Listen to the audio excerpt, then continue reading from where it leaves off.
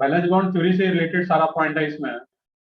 और balance bond theory जो दिया गया था वो किसको एक्सप्लेन करने के लिए, कोवैलेंट बॉन्ड को एक्सप्लेन करने के लिए। मैंने स्टार्टिंग में लिख रखा था कि for explaining covalent bond many theories are given.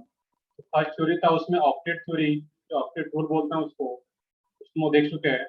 Second theory है बैलेंस बॉन्ड थ्योरी, फिर वेस्पर थ्योरी है, मोलिकुलर ऑर्बिटल थ्योरी है। तो अलग अलग चीजों को एक्सप्लेन करता है। जैसे वेस्पर थ्योरी है तो किसी भी कोवैलेंट कंपाउंड्स का शेप क्या होगा उसको प्रिडिक्ट करता है। एमओटी वो अलग स्टेबिलिटी एंड मैग्नेटिक बिहेवियर को एक्सप्लेन करता है। बैलेंस बॉन्ड थ्योरी भी कोवैलेंट बॉन्ड का फॉर्मेशन कैसे होता है वीबीटी के अकॉर्डिंग, वो देखना यहाँ पे। ये भी कोवैलेंट बॉन्ड को एक्सप्लेन करने के लिए थ्योरी दिया गया है। फर्स्ट पॉइंट है इसमें पॉइंट वाइज 3-4 पॉइंट्स इसको नोट डाउन करना पहले। First point, a covalent bond a covalent bond is found by overlapping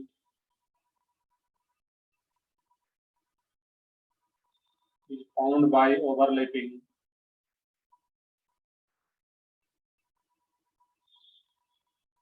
a covalent bond is found by overlapping of valence shell atomic orbital. Valence shell atomic orbital.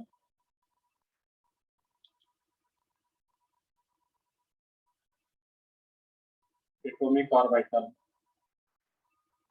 और atomic orbital को short में क्या लिखते हैं, एओ और atomic orbital. ये एक important point है कि वीबीटी के अकॉर्डिंग कोवैलेंट बॉन्ड का जो फॉर्मेशन होता है वो कैसे होता है, बाय ओवरलैपिंग ऑफ, इसमें एक टर्म आता है यहाँ पे ओवरलैपिंग, इसको ध्यान से देखिए। तो overlapping of valence shell atomic orbital, किसका ओवरलैपिंग होता है, एटॉमिक ऑर्बिटल का। किस एटॉमिक ऑर्बिटल का, जो आउटर मोस्ट शेल में प्रेजेंट है, वैलेंस शेल में प्रेजेंट है। वैलेंस शेल एटॉमिक ऑर्बिटल के ओवरलैपिंग से ही कोवैलेंट बॉन्ड का फॉर्मेशन होता है अकॉर्डिंग टू वीबीटी। देखेंगे आगे डिटेल में हम लोग। सेकंड पॉइंट है, second point, valence shell atomic orbital, valence shell atomic orbital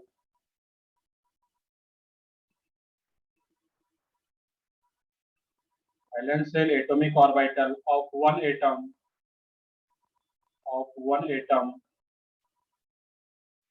containing unpaired electron, containing unpaired electron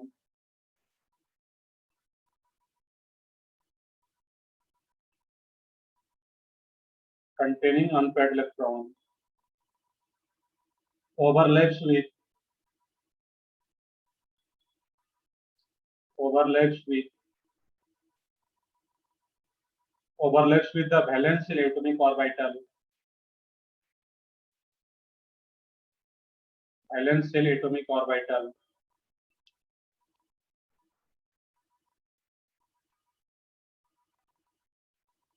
valence shell atomic orbital of another atom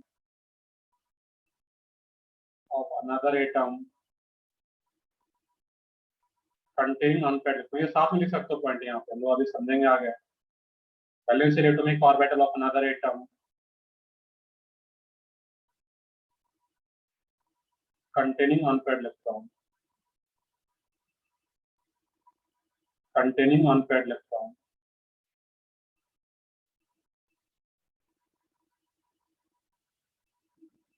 valence shell atomic orbital of one atom containing unpaired electron overlaps with the valence shell atomic orbital of another atom containing unpaired electron। देखते हैं इस point का meaning क्या है। Next point, valence shell atomic orbital, valence shell atomic orbital में short में लिख देता हूँ एटॉमिक ऑर्बिटल को एओ, valence shell atomic orbital containing unpaired electron,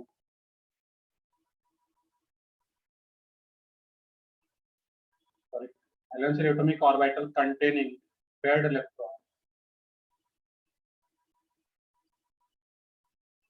valence shell atomic orbital containing paired electron first becomes unpaired,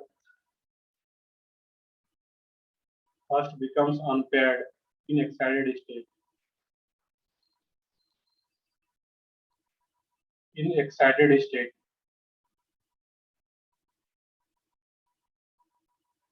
Valence atomic orbital containing paired electron first becomes unpaired in excited state, and then they take part in overlapping, and then they take part in overlapping.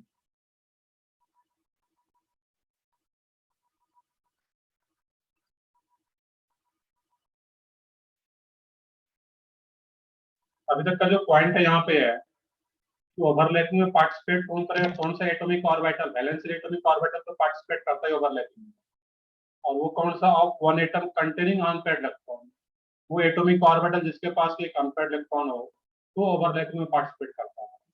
अगर paired electron होगा, हम लोग पहले पढ़ भी चुके हैं कि पेयर्ड से अनपेयर्ड कैसे होता है, एक्साइटेड स्टेट में जाकर के, वही पॉइंट आ रहा, थर्ड पॉइंट। अगर पेयर्ड इलेक्ट्रॉन है तो first becomes unpaired in excited state and then they take part in overlapping. देखें एग्जांपल से और क्लियर होगा, आपको स्टेटमेंट लिख रहे हैं यहाँ पर। फोर्थ पॉइंट है ऑर्बिटल स्विच है,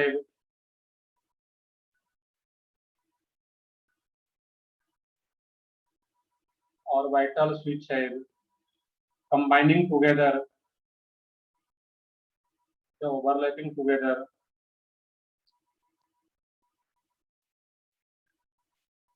orbital switch have combining together must have similar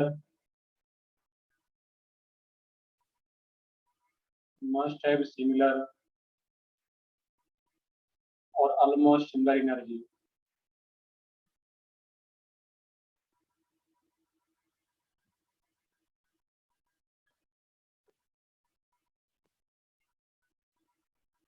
अब जो ओवरलैपिंग में एटॉमिक ऑर्बिटल पार्टिसिपेट करेगा, इसमें एनर्जी का बहुत ज्यादा डिफरेंस नहीं होना चाहिए, इक्वली सेम हो,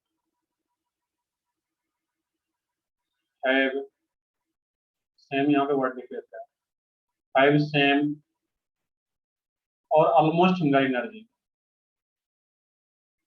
orbitals which are combining together must have same और ऑलमोस्ट सिमिलर एनर्जी। एनर्जी का डिफरेंस अगर होता है तो बहुत ज्यादा डिफरेंस नहीं होना चाहिए, या तो सेम है दोनों ऑर्बिटल्स की एनर्जी, या फिर पावर का डिफरेंस हो सकता है। देखेंगे हम लोग एग्जांपल में। एक last point, these combining orbitals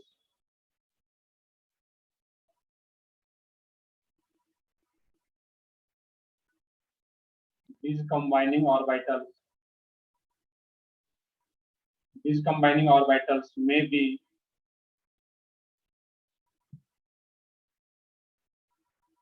half filled। Mainly तो क्या रहता है, अनपेयर्ड इलेक्ट्रॉन है तो एक ऑर्बिटल में मैक्सिमम 2 इलेक्ट्रॉन आ सकता है विद अपोजिट स्पिन। एक में अगर एक ही इलेक्ट्रॉन है एक ऑर्बिटल में, तो हम लोग क्या बोल सकते हैं, हाफ फील्ड है वो ऑर्बिटल। हाफ फील्ड मेनली तो हाफ फील्ड रहता है, बट उस केस में वो फुल फील्ड भी हो सकता है, फुल फील्ड और वैकेंट ऑर्बिटल भी ओवरलैपिंग में पार्टिसिपेट कर सकता है। देखेंगे आगे वो,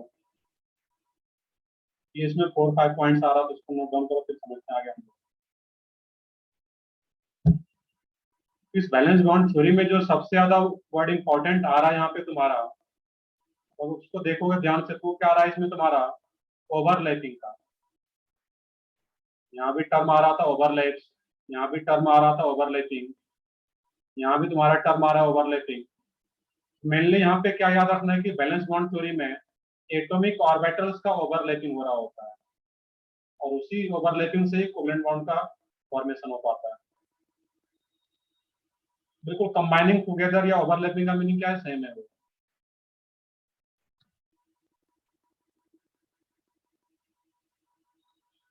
orbitals which have overlaps must have same और ऑलमोस्ट सिमिलर एनर्जी, तो ओवरलैप्स भी लिख सकते हो यहाँ पे।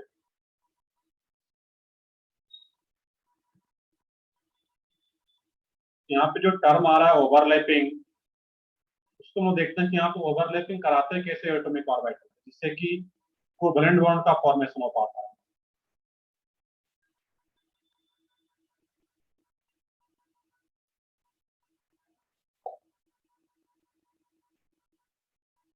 लास्ट पॉइंट है, these combining orbitals may be जो कंबाइनिंग ऑर्बिटल्स है, जो ओवरलैपिंग ऑर्बिटल्स है, जो ओवरलैप कर रहा है, वो मेनली क्या रहा था, हाफ फील्ड, बट कुछ कंडीशन में फुल फील्ड और वैकेंट ऑर्बिटल्स भी रह सकता है।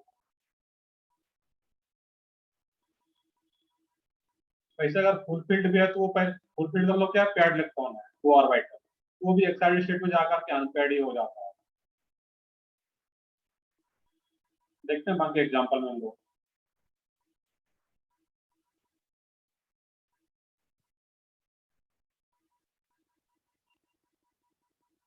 संडे टेस्ट का सिलेबस क्या है तो अपडेट किया जाए ग्रुप पे तुम्हें, बट पूरा पीरियड टेबल बिन तक रहेगा वो, मतलब स्टार्टिंग का हो सकता है नोमेनक्लेचर वाला पार्ट ना रहे, बट पीरियड टेबल और बिन इस बार आने वाला पेपर में, वैसे वो सिलेबस तीनों पार्ट का अपडेट किया जाएगा। बट मेजर पार्ट जो रहेगा, ऑर्गेनिक केमिस्ट्री की बात करें तो पीरियड टेबल और बीआईएन का मैक्सिमम क्वेश्चन रहेगा तुम्हारा इस बार, उस पे काम करना है तुम्हें। बाकी वो सिलेबस देखते हैं, कल ही बात हो रहा था, सपने के भेजेंगे, हो सकता है कि आज इवनिंग तक बुक पे आ जाए। कर ली कॉपी, कर ली यहाँ तक सब लोग? यस। तो ठीक है, आगे बढ़ते हैं फिर हम लोग इसमें।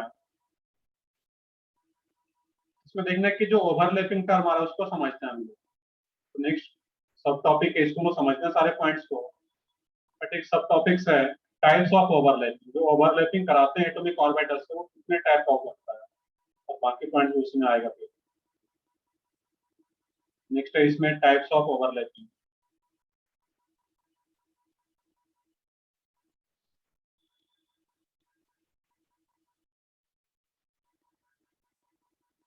टाइप्स ऑफ ओवरलैपिंग,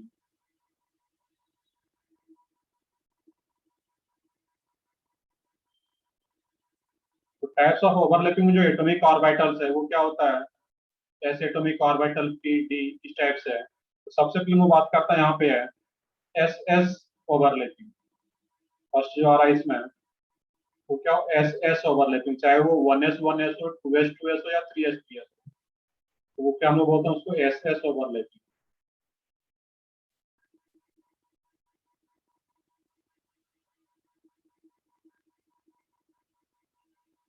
अब देखना यहाँ पे जो ओवरलैपिंग होता है, देख लोगे पहले, यहाँ पे समझते हैं इसको। अगर ओवरलैपिंग हो रहा हो तो जो एस का शेप क्या होता है, एस ऑर्बिटल का, एस ऑर्बिटल का शेप स्फेरिकल। सही है, स्फेरिकल। एस का जो शेप होता है वो क्या है, स्फेरिकल। अब अगर स्फेरिकल शेप आ रहा वहां पे है, और दूसरा भी स्फेरिकल शेप का एक ऐसा आता है, जब ओवरलैप करेगा अगर, तो किसी न किसी एक्सिस के अराउंड अप्रोच कर रहा होगा वो, चाहे जेड एक्सिस हो, या वाई एक्सिस हो, चाहे एक एक्सिस हो। तो जो एस और एस ओवरलैपिंग करेगा वहां पे, वो किसी एक्सिस के अराउंड अप्रोच कर रहा होगा, और जिस एक्सिस के अराउंड अप्रोच करता है एटॉमिक ऑर्बिटल्स ओवरलैपिंग करने के लिए, एक दूसरे के नजदीक आता है वहां पे ऑर्बिटल ओवरलैपिंग में, तो जिस भी एक्सिस के अराउंड अप्रोच करता है उसको मैं बोलता है इंटरन्यूक्लियर एक्सिस, इंटरन्यूक्लियर एक्सिस। और यहाँ पे हम लोग किसी एक एक्सिस को एज्यूम कर लेते हैं कि वो एक इंटरन्यूक्लियर एक्सिस है। यहाँ पे जो स्टार्टिंग में लिख लोगे, here we assume internal axis is z axis, simply here internuclear axis is z axis। किसी को भी ले सकते हो, वो क्वेश्चन पे डिपेंड करता है, हम लोग किसी एक एक्सिस को मान के चल रहे हैं, here internuclear axis is z axis, that mean z axis के अलोंग ही अप्रोच करेगा। इंटरन्यूक्लियर एक्सिस क्या है, क्लियर हो गया, जिस एक्सिस के अलोंग दोनों ऑर्बिटल्स ओवरलैप करेगा, अप्रोच करेगा, उसी को क्या बोलेंगे, इंटरन्यूक्लियर एक्सिस। फिर इंटरन्यूक्लियर एक्सिस की जेड एक्सिस, इस टाइप से लिख लेते हैं आप। बिल्कुल, जितने भी ओवरलैपिंग रहेगा सबके लिए मैंने ये ज्यूम किया हुआ है, कैसा नहीं कि इसलिए मैंने स्टार्टिंग में लिखा है एसएस ओवरलैपिंग के ऊपर ही, जितना भी टाइप हम लोग SS overlap, SS overlapping, SP overlapping, PP overlapping, जितना भी टाइप का ओवरलैपिंग रहेगा सबके लिए इंटरन्यूक्लियर क्या होगा, जेड एक्सिस। यार internuclear axis is Z axis, Z axis को मान के चलेंगे हम लोग। बाकी क्वेश्चन पे डिपेंड करता है वो, वाई एक्सिस ले रहे हैं या एक्स एक्सिस, तो जनरली या कुछ नहीं मेंशन किया हुआ रहता है क्वेश्चन में, तो अपने बुकलेट में जनरली जेड एक्सिस को मान करके चला गया है। क्वेश्चन भी तुम्हें जेड एक्सिस मान करके ही करना है, बट वो क्वेश्चन पे डिपेंड करता है फाइनली।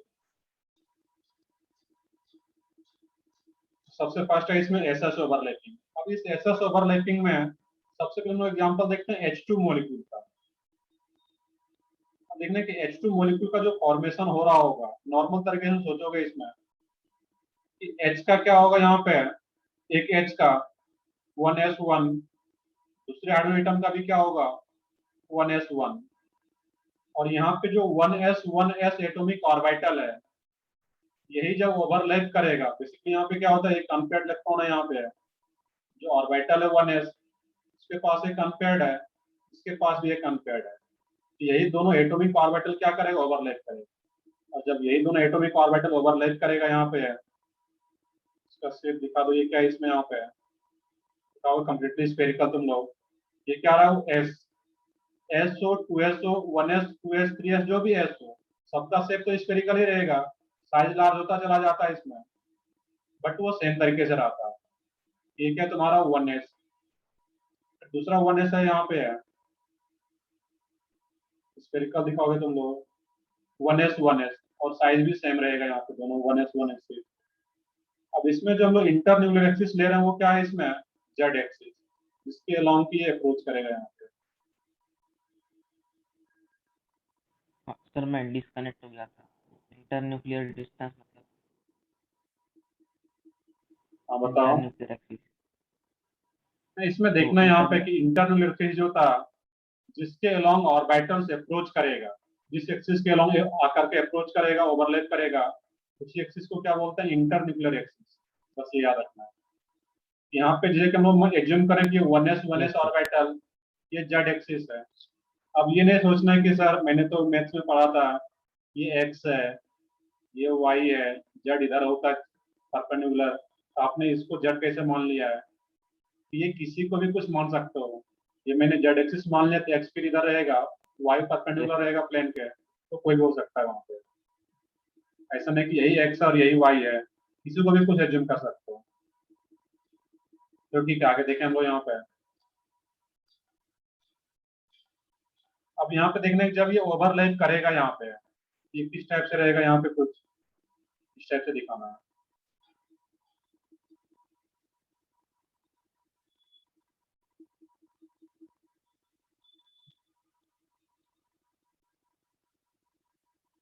इस टाइप से है। और ये क्या है तुम्हारा जेड एक्सिस। अब जो ओवरलैपिंग वाला पार्ट रहता है, इसमें जो मैक्सिमम इलेक्ट्रॉन डेंसिटी होता है, जो 1s एक एक एटॉमिक ऑर्बिटल यहाँ पे ओवरलैप कर रहा है, मैक्सिमम तुम्हारा इलेक्ट्रॉन डेंसिटी इस एरिया में आ जाता है, यहाँ पे इस वाले पार्ट में, ओवरलैपिंग वाले पार्ट।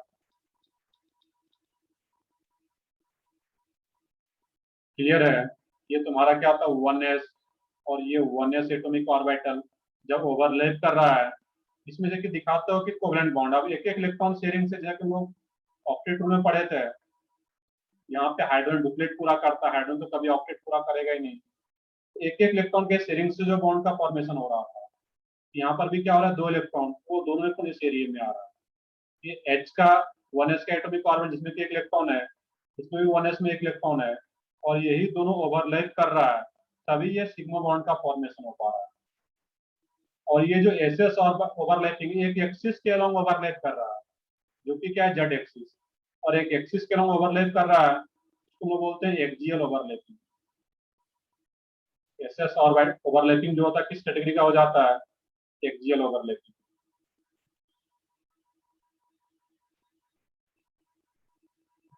सर। हाँ बताओ। सर मतलब जो यहाँ H2 में जो हो गए सर, वो H और सिग्मा बॉन्ड जो फॉर्म हो गए, वो जिस मतलब जहाँ वो ओवरलैपिंग हो रही है, और उस ओवरलैपिंग की जगह पर जहाँ वो मतलब जेड एक्सिस होगा, सिर्फ उसी पोजीशन पे मिलेगा। बिल्कुल, देखते हैं, अभी हम लोग समझते हैं इसको डिटेल में। अभी यहाँ पे क्या है, यहाँ पे कोई भी एक्सिस ले सकते हो, यहाँ पे कैसा नहीं, जेड एक्सिस को, वाई एक्सिस हो, एक्स एक्सिस हो, उसी एक्सिस के अलोंग अप्रोच कर रहा है, तो उसी को क्या बोलते हैं, इंटरमीडिएट एक्सिस।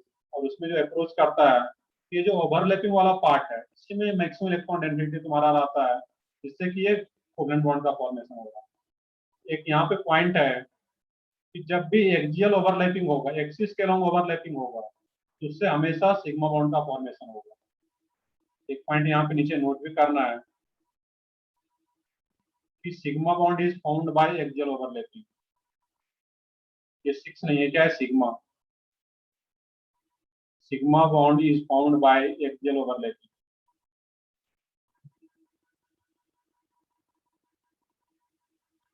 Axial overlapping.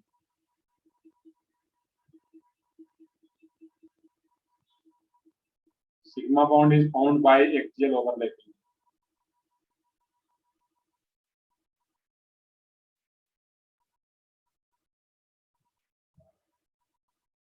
देखते हैं इसमें और भी डिटेल में समझते हैं लोग इसको। इसका एक ग्राफ भी ड्रॉ करते हैं अभी हम लोग। एक ये इंपॉर्टेंट पॉइंट है कि सिग्मा बॉन्ड का फॉर्मेशन कैसे होता है, एक्सियल ओवरलैपिंग से। देखेंगे अभी आगे और भी टाइप का ओवरलैपिंग रहेगा, एसपी पीक्यू ओवरलैपिंग। तो जहां कहीं भी एक्सियल ओवरलैपिंग होगा उससे हमेशा किस बॉन्ड का फॉर्मेशन होना है, सिग्मा बॉन्ड का। यहाँ पे सिंगल बॉन्ड हो रहा है, एक्सियल ओवरलैपिंग कर रहा था, और वैसे भी जानते हैं सिंगल बॉन्ड है तो कौन सा बॉन्ड है, सिग्मा बॉन्ड ही है। यहाँ पे क्या आ रहा है तुम्हारा, सिग्मा बॉन्ड।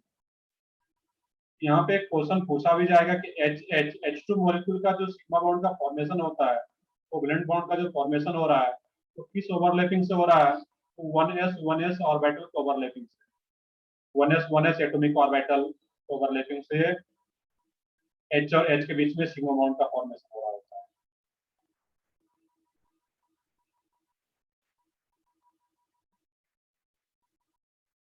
तो एक ग्राफ ड्रॉ करते हैं यहाँ पे इस टाइप का। ये कुछ अलग नहीं है इसमें, देखना है यहाँ पे बस।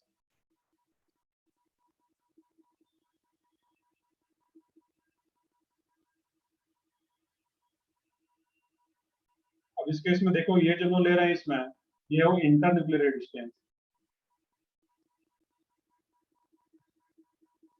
बिल्कुल एस एस ओवरलैपिंग में क्या रहेगा तुम्हारा, एस ऑर्बिट, नेम ही इसका एस एस ऑर्बिट है। एक एस और दूसरा एस, इसमें भी एक 1s एक 1s, चाहे 2s हो जो भी रहे तुम्हारा, बट एस एस ओवरलैपिंग तो एक एस दूसरा भी एस रहेगा। अब ये जो कोऑर्डिनेट है यहाँ पे, इसको मैं बोलना इंटरन्यूक्लियर डिस्टेंस। Internuclear distance. और ये जो कोऑर्डिनेट यहाँ पे ले रहे हैं, इसको मैं बोलना एनर्जी। ये तो अलग पार्ट है, इसको क्या बोलूंगा, एनर्जी। और एनर्जी का जो कोऑर्डिनेट तुम्हारा स्टार्ट होता है, मैं इसको जीरो मान रहा हूँ यहाँ पे एनर्जी। इसको अगर मैं जीरो मान रहा हूँ तो नीचे जो पार्ट आएगा वो क्या रहेगा, नेगेटिव में। इसके ऊपर जो जाएगा वो क्या रहेगा, पॉजिटिव में। एनर्जी अगर इसको जीरो ले रहे हैं, ठीक है, तुम्हारा जीरो। अब यहाँ पे देखना है तो मैं कि मान लो कि अब ये जो दोनों 1s ऑर्बिटल है तुम्हारा, क्या बिल्कुल आइसोलेटेड हो, दोनों हाइड्रोजन एटम क्या है अभी, आइसोलेटेड है यहाँ पे। और आइसोलेटेड होगा तो ये क्या रहेगा, दोनों के बीच का डिस्टेंस क्या रहेगा, यहाँ पे कुछ इस टाइप का। दोनों अभी क्या है, आइसोलेटेड है। स्मॉल में दिखा रहा हूँ, ये एच और एच, 1s ऑर्बिटल जो अभी क्या है, दोनों एटम आइसोलेटेड है यहाँ।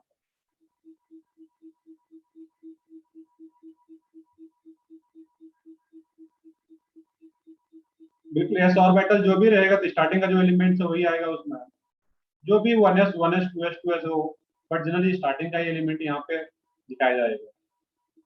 इसको देख लोगे अभी, ये क्या तुम्हारा एक 1s ऑर्बिटल है, ये 1s है, दैट मींस एक ये हाइड्रोजन एटम, ये हाइड्रोजन एटम अभी आइसोलेटेड है दोनों।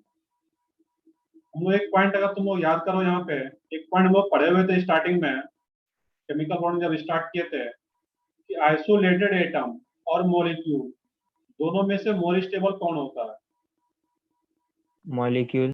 मॉलिक्यूल जो पढ़े हुए मॉलिक्यूल। थे कि molecule is more stable then isolated atom. और स्टेबिलिटी ज्यादा होने का मतलब क्या है उसका, अगर स्टेबिलिटी का रिलेशन, ये स्टेबिलिटी को एनर्जी से रिलेट करें हम लोग, तो अगर स्टेबिलिटी ज्यादा है तो इसका एनर्जी क्या होगा, ज्यादा। कम। और ये जो एनर्जी की बात करते हैं हम लोग, पोटेंशियल एनर्जी की बात करते हैं बेसिकली। एनर्जी जिसमें पढ़ चुके होगा, वर्क एनर्जी पावर, तो यहाँ पे जो एनर्जी की बात करते हैं मेनली क्या होता है, पोटेंशियल एनर्जी की बात कर रहे होते हैं। तो अगर स्टेबिलिटी ज्यादा ज्यादा है, होगी सर। का जो एनर्जी होगा वो क्या रहेगा, ज्यादा कम। हो, ज्यादा। नहीं, एनर्जी यहाँ पे देखोगे, स्टेबिलिटी अगर ज्यादा है, मैं क्या बोल रहा हूँ कि अगर मोलिक्यूल क्या होता है, मोर स्टेबल, और अगर स्टेबिलिटी ज्यादा है मोलिक्यूल का, उसका जो एनर्जी होता है वो क्या रहेगा तुम्हारा, उसमें लेस रहेगा। रीजन क्या है इसका, एनर्जी का रिलेशन स्टेबिलिटी के साथ, जितना ज्यादा एनर्जी होगा उतना लेस स्टेबल होता है वो। और जितना एनर्जी, ओवरऑल भी वैसे सोचो, एक रिलेशन पढ़े होगे तुम लोग एनर्जी का, स्पेशली पोटेंशियल एनर्जी का, लोग कुछ हम लोग फिजिक्स भी पढ़ रहे हैं थोड़ा सा, एक रिलेशन पढ़े होगे एम जी एच, ऐसा कुछ पढ़े हो? Yes sir. Yes sir. Potential energy का एक रिलेशन पढ़े होगे फिजिक्स में, एम जी एच। अब यहाँ पे देखना है कि एम जी तो जो है ही, एच पे डिपेंड करता है वहां पे वो, बिल्कुल सही है। वहां पे एनर्जी को क्या करेगा, मिनिमाइज करके वो स्टेबल बन सकता है। ऐसे भी रिलेट कर सकते हो कि एच आ रहा है तुम्हारा, एच जितना कम होगा, ऐसा कुछ नेगेटिव साइन के साथ रहता है, देखोगे उसमें पड़े हो गए, यहाँ पे एच जितना कम है वो क्या रहेगा, उसका एनर्जी, एनर्जी उतना ही कम रहेगा। तो एच का मतलब क्या, कुछ हाइट पे मान लो कि तुम खड़े हो कहीं पे, कुछ उसका क्या रहेगा, हाइट है, और कुछ हाइट है तो उसका कुछ ना कुछ पोटेंशियल एनर्जी है। अगर लेट जाते हो, एच क्या हो जाएगा, जीरो, और एच जीरो हो जाएगा तो क्या है, तुम ज्यादा स्टेबल कब फील करते हो, सोए हुए या फिर कहीं पे घूम रहे या टहल रहे हो, जब लेटे हुए रहते हो तो ज्यादा स्टेबिलिटी आता है वहां पे। उस टाइप से यहाँ पे सोचना है कि जब एनर्जी कम है, पोटेंशियल एनर्जी मेनली, उस टाइम में ज्यादा स्टेबल हो पाता है। रिलेशन क्या होता है, मतलब प्रोपोर्शनल। क्लियर है यहाँ पे है। इसी को दिखाना है, जब दोनों एटम क्या आइसोलेटेड हो तो क्या होता है वहां पे है, उसका जो इंटरनल डिस्टेंस है, इसका एनर्जी भी है ज्यादा है यहाँ पे। हम लोग यहाँ से स्टार्ट करते हैं ग्राफ को, एक मिनट देखो इसमें, अभी एनर्जी क्या है इसका, ज्यादा यहाँ पे है। जैसे जैसे इधर हम लोग नजदीक आ रहे हैं यहाँ पे, स्टॉप करके दिखाओ।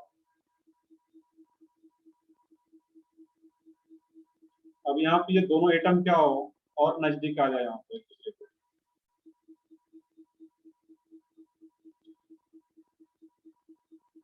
इस टाइप से नजदीक दिखा रहे हैं यहाँ पे।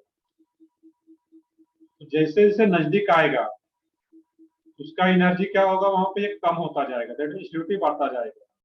जो स्टार्टिंग लेक्चर में पढ़े भी थे, जब दो एटम एक दूसरे को अप्रोच करता है तो दो टाइप का फोर्स एक्ट करता है वहां पे, अट्रैक्टिव फोर्स और रिपल्सिव फोर्स। और अट्रैक्टिव फोर्स जो रहेगा यहाँ पे, जैसे जैसे यहाँ पे नजदीक आएगा दोनों एटम यहाँ पे, तो क्या होता है, मोर स्टेबल होता है। मोर स्टेबल होने का मतलब क्या, इसका एनर्जी अभी यहाँ पे था, और एनर्जी का कोऑर्डिनेट जैसे जैसे नीचे जा रहा है, दैट मीन एनर्जी कम हो रहा है।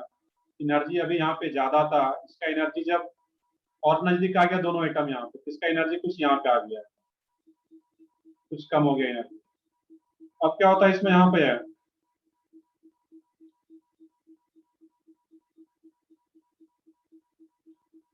इस टाइप से, और यहाँ पे क्या आ रहा है, तुम्हारा मिनिमम एनर्जी हो जा रहा है इसके। ये जो मिनिमम एनर्जी हो रहा है, ये जब ओवरलैप कर लेता है और उसके बाद ये फिक्स हो जाता है, किसके नजदीक और नहीं आता है। ये जो दोनों एटॉमिक ऑर्बिटल है, या एटम बोल सकते हो यहाँ पे है, क्योंकि इसमें एक ही एटॉमिक ऑर्बिटल है, 1s। H2 मॉलिक्यूल की बात करें हम लोग, जैसे एक दूसरे के नजदीक आ रहा है यहाँ पे है, दैट मीन्स यहाँ पे क्या है, इसका एनर्जी मिनिमम हो जा रहा है।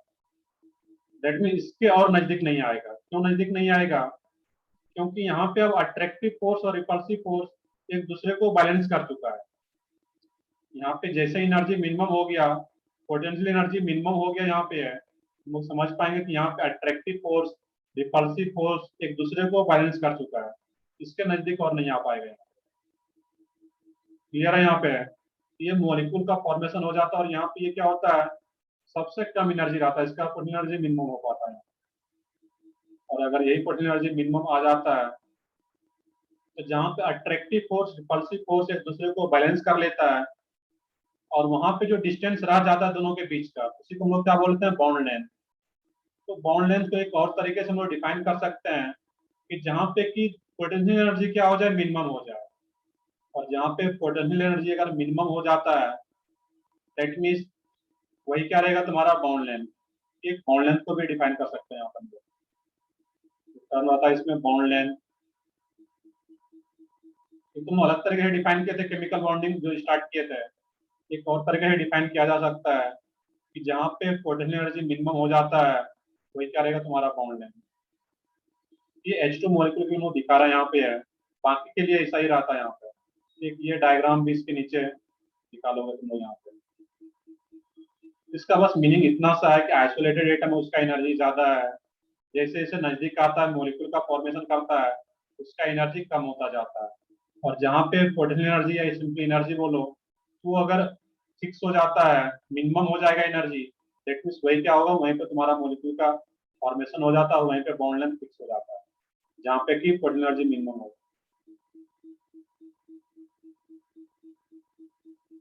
बिल्कुल यहाँ पे नेगेटिव ही रहा है, यहाँ पे है एनर्जी क्या, यहाँ पे जब वैसे भी जानते हो यहाँ पे क्या, अगर दो एटम एक दूसरे के नजदीक आ रहा है, मॉलिक्यूल का फॉर्मेशन कर रहा है, एनर्जी क्या होगा वहां पे रिलीज होगा एक्सोथर्मिक, दैट मींस नेगेटिव दिखा रहा है।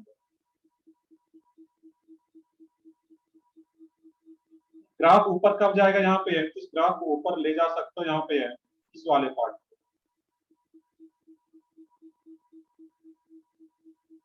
इस वाले पार्ट को, दैट मींस और भी नजदीक लाओगे यहाँ पे। अचानक से मैं इसको इस टाइप से भी दिखा सकते हैं यहाँ पे इस वाले पार्ट को।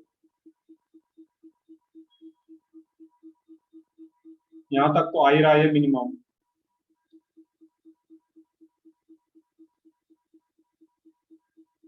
यहाँ तक तो आ ही गया। इसके बाद क्या होता है, ये अचानक से इंक्रीज कर जाता है यहाँ पे, इस टाइप से भी दिखा सकते हो इसको। इसका मीनिंग ये है, जब ये मॉलिक्यूल यहाँ से ब्रेक हो जाएगा तो सडनली इसका एनर्जी क्या होता है, यहाँ पे बहुत ज्यादा हो जाएगा, क्योंकि ये मिनिमम था यहाँ पे। इसके बाद ये सडनली चेंज होता है यहाँ पे।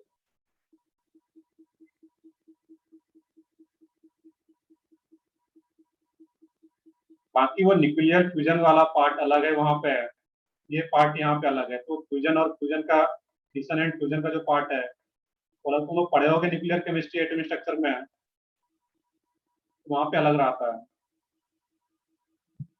बट उसी टाइप कुछ यहाँ पे सोच सकते हो कि एनर्जी जो जैसे यहाँ पे मॉलिक्यूल के फॉर्म में था, और नजदीक मॉलिक्यूल को लाओगे यहाँ पे, न्यूक्लियर डिस्टेंस ये ग्राफ है, और नजदीक लाओगे तो फिर मॉलिक्यूल रहेगा ही नहीं वहां पे, तो ब्रेक हो जाए, ब्रेक करेगा तो एनर्जी सडनली उसका फिर इंक्रीज कर जाएगा। फिर ये ग्राफ वगैरह से कहीं क्वेश्चन आता नहीं, बट ध्यान रखना यहाँ पे इस टाइप का भी अगर आता है तो मैं इस टाइप से सोचना है कि जब एक दूसरे के नजदीक आता है तो उसका एनर्जी मॉलिक्यूल का फॉर्म जब लेता है वो, तो सबसे मिनिमम एनर्जी हो जाता है।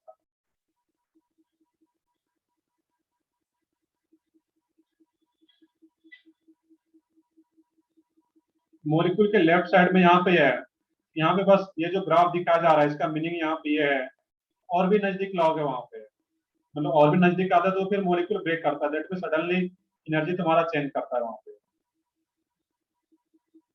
इसको तो बस वैसे दिखा दो कि एनर्जी यहाँ पे बढ़ता है, और भी नजदीक में लाओगे यहाँ पे, दैट मींस वो फिर मॉलिक्यूल रह ही नहीं जाएगा। बेसिकली यहाँ से लोग सोचना था, जैसे जैसे नजदीक ला रहे हैं इसको, वहां पे क्या हुआ, एनर्जी कम होता जा रहा है। चलो ठीक है, ये तो हम लोगों का अलग पार्ट था। मैंने यहाँ पे हम लोग ओवरलैपिंग देखना था कि ओवरलैपिंग, वन एस ओवरलैपिंग, और एक इंपॉर्टेंट पॉइंट यहाँ पे। तो H2 मॉलिक्यूल का फॉर्मेशन देख रहे थे हम लोग, एस एस ओवरलैपिंग, और समझ भी रहे थे कि एस एस ओवरलैपिंग क्या था, जिसमें कि H2 मॉलिक्यूल का एग्जाम्पल लेकर के देख रहे हैं हम लोग। नेक्स्ट ओवरलैपिंग है sp ओवरलैपिंग,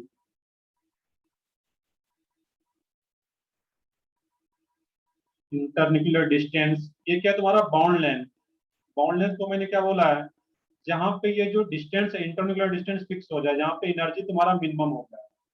तो जहां पे पोटेंशियल एनर्जी मिनिमम हो जाता है, दैट मीन उसके और नजदीक नहीं ला सकते दोनों एटम, और उसको और नजदीक नहीं ला पा रहे हैं, तो वहीं पे क्या होता है, हम लोग बाउंड लेंथ को डिफाइन कर पाते हैं। तो बाउंड लेंथ को डिफाइन कैसे करते हैं, जहां पे पोटेंशियल एनर्जी तुम्हारा मिनिमम हो गया, मिनिमम पोटेंशियल एनर्जी, उसके और नजदीक नहीं ला सकते वहां पे, इसको क्या बोलते हैं, बाउंड लेंथ।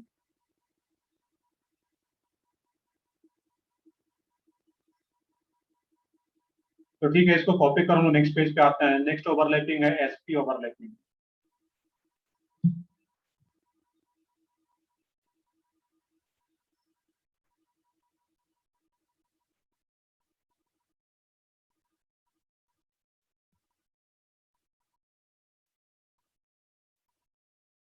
कर ले, कॉपी कर ली सब लोग यहाँ तक। तो ठीक है, आगे बढ़ते हैं फिर हम लोग इसमें। सेकेंड है एसपी ओवरलैपिंग।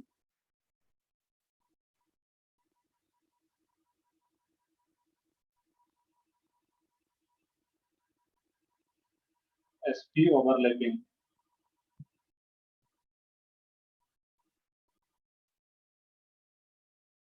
अब इसको हम लोग एक एग्जांपल से समझे यहाँ पे।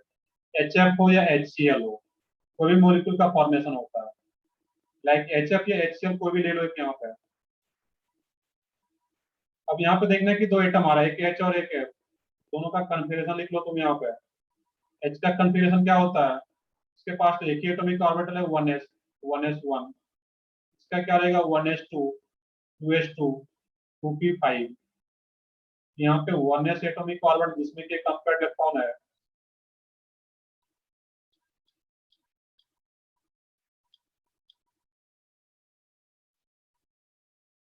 और यहाँ पे क्या तुम्हारा, मैं मेनली 2p3 2p5 की बात करता हूँ यहाँ पे।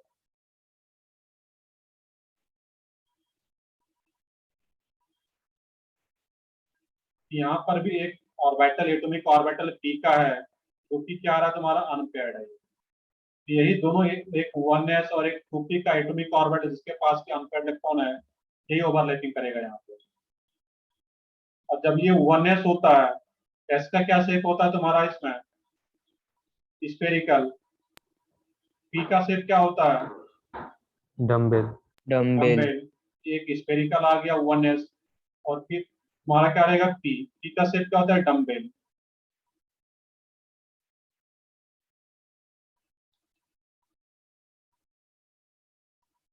इस टाइप के प्रॉपर दिखाओगे तुम लोग, दोनों इक्वल साइज का लोग रहेगा, वो क्या रहेगा? डम्बेल शेप का। अब यहाँ पर भी इसमें तो नीचे दिखाओ यहाँ पे।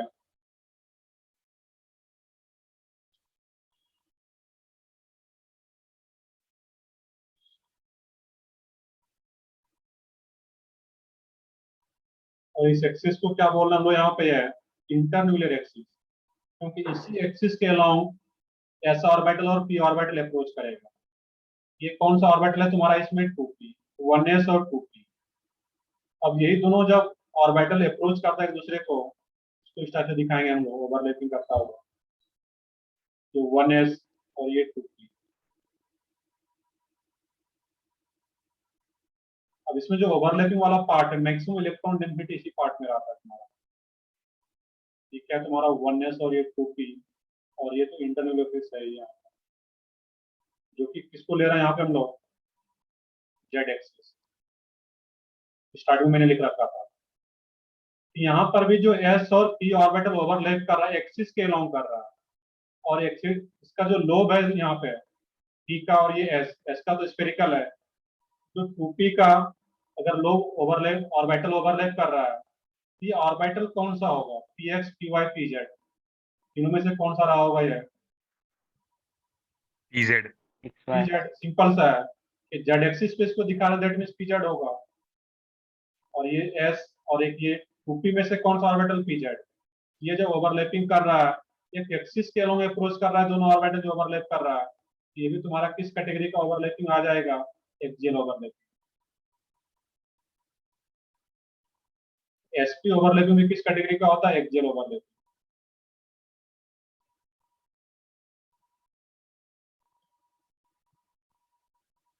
क्लियर है यहाँ पे है? यहाँ पे जो H का 1s और F का जो 2p ऑर्बिटल का जो अनपेयर्ड इलेक्ट्रॉन का ओवरलैपिंग होता है 1s और 2p का, इसी से हम लोग बोलते हैं कि यहाँ पे ये सिग्मा बॉन्ड का फॉर्मेशन होगा। एक्सियल ओवरलैपिंग कौन सा बॉन्ड होगा? Sigma bond. यहाँ पे H और F के बीच जो बॉन्ड का फॉर्मेशन होता है, H और F, ये क्या हो रहा होगा? 1s। इसमें क्वेश्चन भी आ सकता है कि HF में जो सिग्मा बॉन्ड का फॉर्मेशन हो रहा है, किस ऑर्बिटल को ओवरलैपिंग से हो रहा है?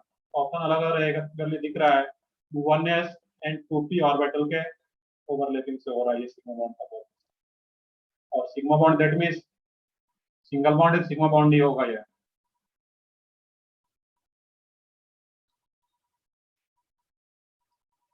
यार यहाँ पे सब लोगों को होती है सिंपल सा था कि एच एफ का जो, अब एक क्वेश्चन तुम्हें पूछा जाता कि अगर HCl बॉन्ड का फॉर्मेशन हो रहा है, HCl में से ये जो सिग्मा बॉन्ड का फॉर्मेशन हो रहा है ये किस ऑर्बिटल को ओवरलैपिंग से होता है, ये सोच के बताओ तुम लोग। 1s3p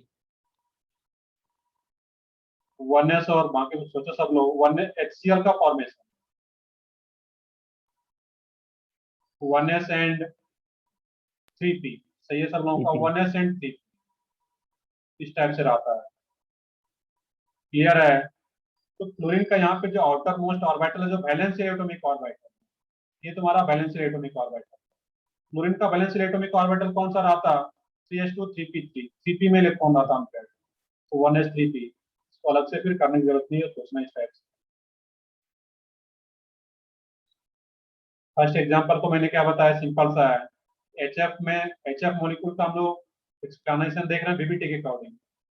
H में क्या रहा था 1s, F में क्या रहा था 1s2 2s2 2p3 2p5। 2p5 में अनपेयर्ड इलेक्ट्रॉन एक है यहाँ पे, और यही जो अनपेयर्ड आ रहा है तुम्हारा, यही दोनों आपस में ओवरलैपिंग करेगा, एक 1s और एक 2p। और जब एक्सिस के अलोंग अप्रोच कर रहा है, जेड एक्सिस के अलोंग, एक एक्सिस के अलोंग अप्रोच कर रहा है, दैट मींस एक्सियल ओवरलैपिंग। और जैसे अप्रोच करता है नजदीक आएगा कि ओवरलैपिंग वाला पार्ट इस टाइप से दिखा रहे हैं हम लोग, एक 1s और एक 2p जेड एक्सिस के अलोंग अप्रोच करेगा, दैट मींस एक्सियल ओवरलैपिंग। और इसी से तुम्हारा ये जो ओवरलैपिंग वाला पार्ट है, इसी से एक कोवलेंट बॉन्ड का फॉर्मेशन हो पाएगा। इसी में दो इलेक्ट्रॉन आता है, एक इलेक्ट्रॉन एच का और एक इलेक्ट्रॉन एफ का जो अनपेयर्ड है यहाँ, इसी से तो बॉन्ड बनता है यहाँ पे।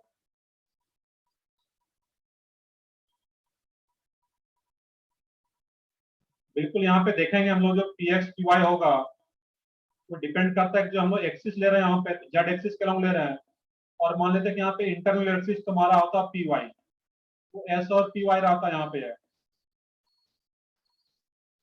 जब भी sp ओवरलैपिंग होता है तो एक्सिस पे डिपेंड करता है कि अगर जेड ले रहे हैं तो ये pz है, एक जगह ऑर्बिटल है।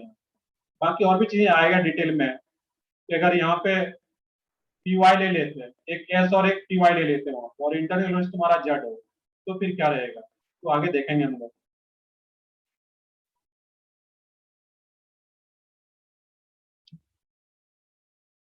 कोई अनपेयर्ड इलेक्ट्रॉन नहीं है तो फिर क्या होगा, अगर सारा पेयर्ड है तो पहले क्या होगा। अब जो सारा पॉइंट देख रहे थे हम लोग पीछे, इसको भी समझ लेंगे हम लोग कि आपको covalent bond is found by overlapping of valence shell atomic orbital, ये तो क्लियर है कि वैलेंस शेल का एटॉमिक ऑर्बिटल को ओवरलैपिंग से कोवलेंट बॉन्ड का फॉर्मेशन हो रहा है। Valence shell atomic orbital of one atom containing unpaired electron overlaps with, यहाँ पे क्या आ रहा है अनपेयर्ड इलेक्ट्रॉन हो, तो दूसरे अनपेयर्ड इलेक्ट्रॉन के साथ क्या होगा, ओवरलैप करेगा दूसरे एटम का जो होगा। Valence shell atomic orbital of another atom containing unpaired electron. अगर अनपेयर्ड इलेक्ट्रॉन नहीं है, valence shell atomic orbital containing paired electron, क्योंकि जनरली आता नहीं है यहाँ पे, बट कहीं पे ऐसा आता है, तो पहले क्या होता है first becomes unpaired in excited state then take part in overlapping. Clear है? यहाँ पे इस टाइप से अगर सारा पेयर्ड है तो पहले क्या होगा, अनपेयर्ड होगा। तो ठीक है आगे बढ़ते हैं लोग, इसमें यहाँ पे है HF का फॉर्मेशन देख रहे थे sp ओवरलैपिंग। नेक्स्ट है इसमें pp ओवरलैपिंग। सर हाँ बताओ। सर वाह, अगर पी वाई होगा तो जेड जेड एक्सिस पे एक्सियल ओवरलैपिंग होगा ना, सॉरी वाई एक्सिस पे होगा ना एक्सियल ओवरलैप। नहीं देखो यहाँ पे एक्सियल ओवरलैपिंग का मतलब अगर जेड एक्सिस को इंटरनल एक्सिस ले रहे हो तो फिर यहाँ पे अगर जेड एक्सिस इंटरनल एक्सिस है तो यहाँ पे pz लेना हो। इंटरनल एक्सिस अगर तुम जेड एक्सिस माने हुए हो और py ऑर्बिटल ले रहे हो तो वहाँ पे कोई ओवरलैपिंग नहीं होता है, वो जीरो ओवरलैपिंग हो जाएगी। वो आगे हम लोग पढ़ाएंगे, positive overlapping, negative overlapping, zero overlapping, ये कलर टाइप से कैटेगराइज करता हूँ ओवरलैपिंग को, तो आगे पढ़ाएंगे। Yes sir, thank you sir. तो ठीक है आगे देखते हैं इसको, कर ले कॉपी कर ली सब लोग यहाँ तक। चलो ठीक है आगे बढ़ते हैं। नेक्स्ट है इसमें पीपी ओवरलैपिंग। अब टीपी ओवरलैपिंग में दो टाइप का ओवरलैपिंग आ जाता है, देखते हैं पहले मुझे।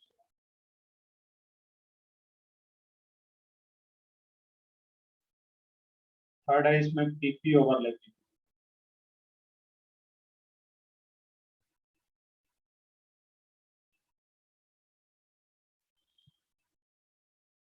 अब टीपी ओवरलैपिंग में जो फर्स्ट पार्ट है इसमें,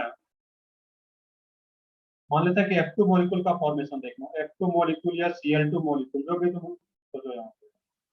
अगर हम F2 की बात करें, यहाँ पे है F2 का मैंने अभी पीछे बताया हुआ था, Cl2 का भी सेम रहेगा, तो इसको मैं अभी हटा दे रहा हूँ यहाँ पे। तो F2 मॉलिक्यूल का सोचो, कहीं सोचोगे इसमें F और F, तो जो अनपेयर्ड इलेक्ट्रॉन होता है फ्लोरीन में, वो किस ऑर्बिटल में है? 2p में, जो पीछे देख रहे थे हम लोग, ये क्या इसमें, और सिर्फ वैलेंस इलेक्ट्रॉन में 2s2 2p5 1s2 तो ये अंडरस्टूड है, 2s2 2p5। अनपेयर्ड इलेक्ट्रॉन यहाँ पे कहाँ पे आ रहा था? 2p में।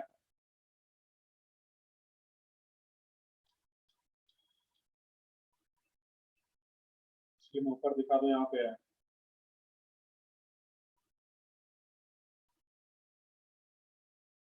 और यहाँ पर भी 2p आ रहा है दूसरे एटम पर। इसके पास भी एक अनपेयर्ड आ रहा है यहाँ पे, क्लियर है? यहाँ पे है, और जो ये अनपेयर्ड आ रहा है, तो यही दोनों ऑर्बिटल क्या करेगा, यहाँ पे ओवरलैप करेगा।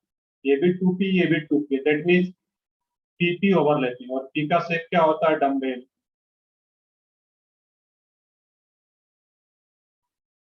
तो तुम प्रॉपर दिखाओगे इसमें, ठीक है, तुम्हारा 2p, दूसरा भी क्या रहेगा तुम्हारा? 2p।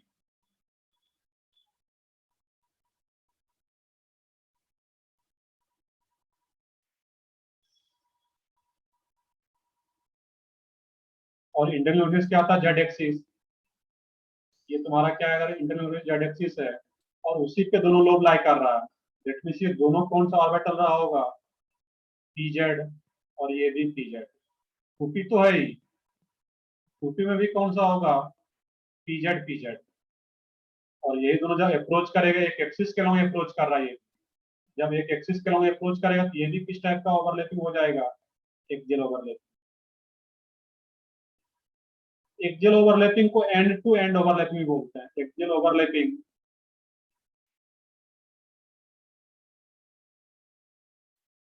और इसी को क्या बोलते हैं हम लोग? इस बुक में लिखा रहा था end to end overlapping, end to end overlapping.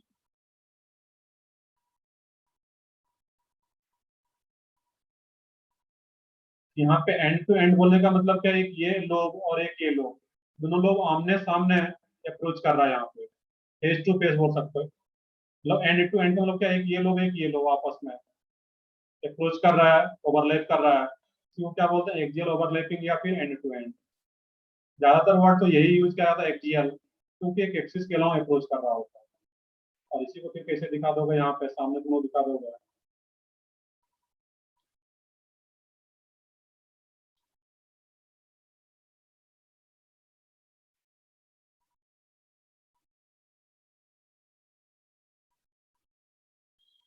ये क्या था? Z axis.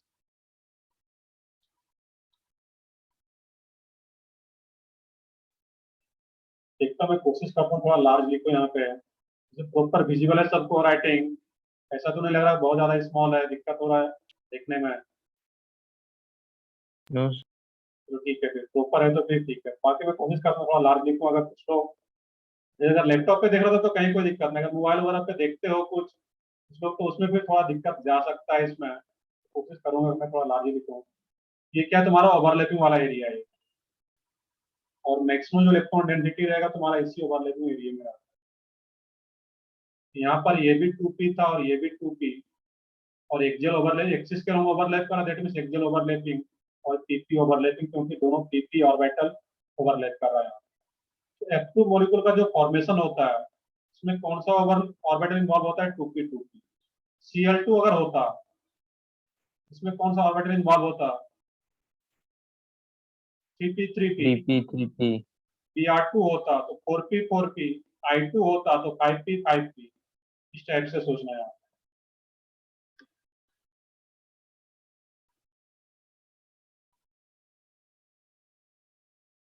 सो ठीक है, तो ये तो हम थर्ड देख रहे थे पीपी ओवरलैपिंग,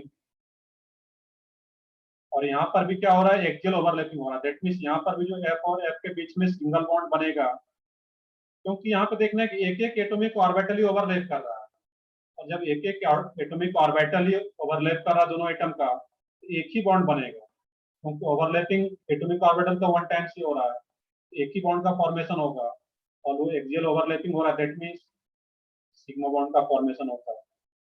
ये कौन सा बॉन्ड फॉर्म हो रहा है, सिग्मा बॉन्ड। वैसे भी जानते हैं कि फ्लोरीन फ्लोरीन के बीच में सिंगल बॉन्ड ही होता है, कोवलेंट थ्योरी ये ऑक्टेट थ्योरी से,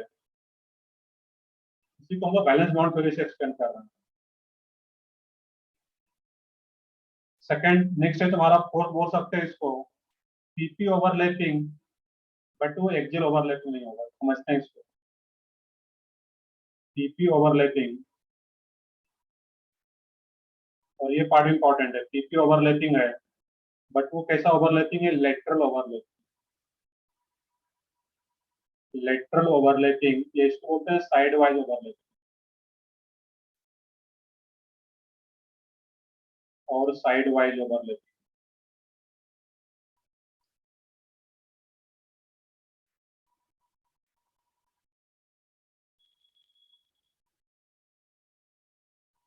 समझते हैं इसको, साइड वाइज का मीनिंग क्या है अभी। पहले इसको नॉर्मली समझ लेते हैं, फिर हम लोग मॉलिक्यूल में एग्जैक्ट आएंगे वहां एग्जाम्पल में। अब देखो एंड टू एंड का मीनिंग क्या था, या एक्सियल ओवरलैपिंग जो आ रहा था पीपी ऑर्बिटल में, पीपी ओवरलैपिंग में, तो पीपी ओवरलैपिंग में जो एक्सियल या एंड टू एंड ओवरलैपिंग था, उसका मीनिंग था, नोट नहीं करना, देख लोगे अभी किस टाइप से ओवरलैपिंग कर रहा है, जिसको क्या बोले थे, एंड टू एंड। लेकिन अब यही, ये जब दोनों पीजेड पीजेड आ रहा था, अब मान लो तुम्हारा एक इंटरनल एक्सिस क्या है यहाँ पे, जेड एक्सिस,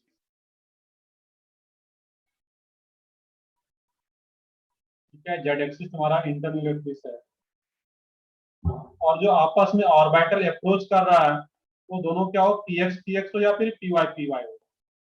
तो जेड एक्सिस ये है, तो पी वाई कैसा रहेगा तुम्हारा, इसके परपेंडिकुलर।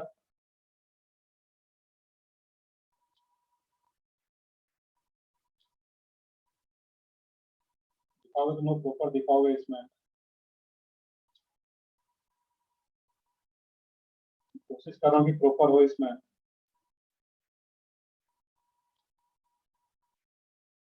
तो ठीक है, ये मान लेते हैं कि ये क्या हो, पी वाई हो, तुम लोग दिखा लो प्रॉपर, और एक ये भी क्या हो यहाँ पे, पी वाई हो, तो P Y orbital Z axis के अलॉन्ग अप्रोच कर रहा है।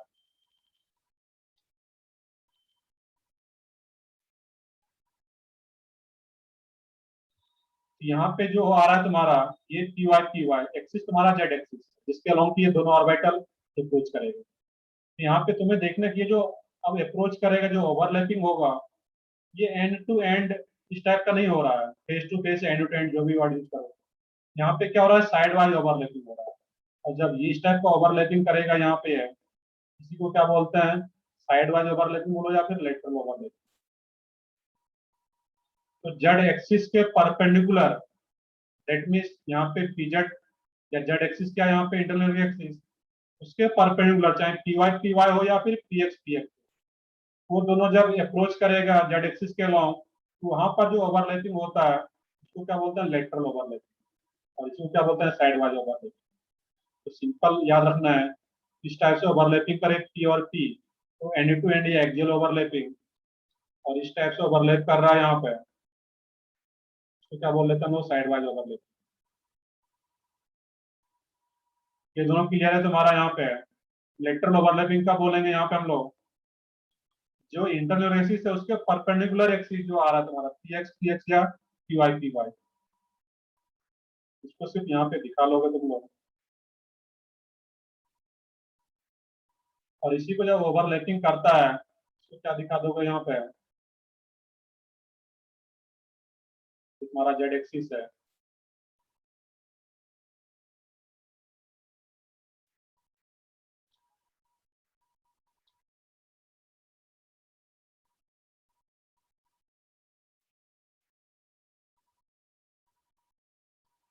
ये जब ओवरलैप करेगा तो कुछ इस टाइप से दिखेगा, ये दोनों पार्ट,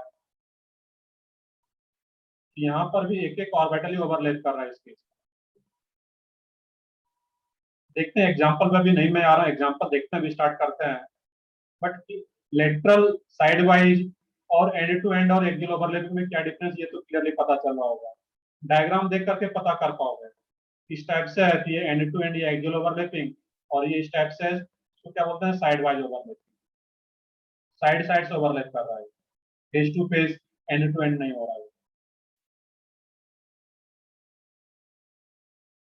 अब देखोगे यहाँ पे इसमें जो ओवरलैपिंग वाला पार्ट है तुम्हारा, ओवरलैपिंग वाला पार्ट नीचे है या फिर ऊपर है, जो जेड एक्सिस है उसके अलाउ नहीं है यहाँ पे।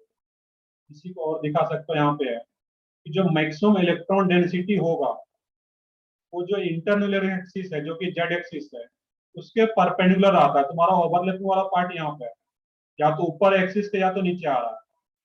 और मैंने अभी पीछे बता रखा है कि जो ओवरलैपिंग वाला एरिया इलेक्ट्रॉन डेंसिटी वहीं पे तुम्हारा रहा है। तो मैं इसे दिखा सकता हूँ, इसमें इलेक्ट्रॉन डेंसिटी जो है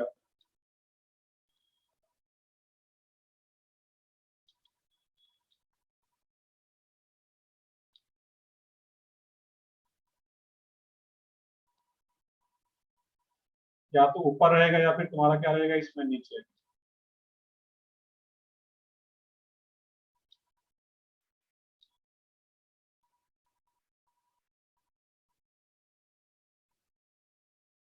ऊपर वाले को ऊपर ढंग से बना लो।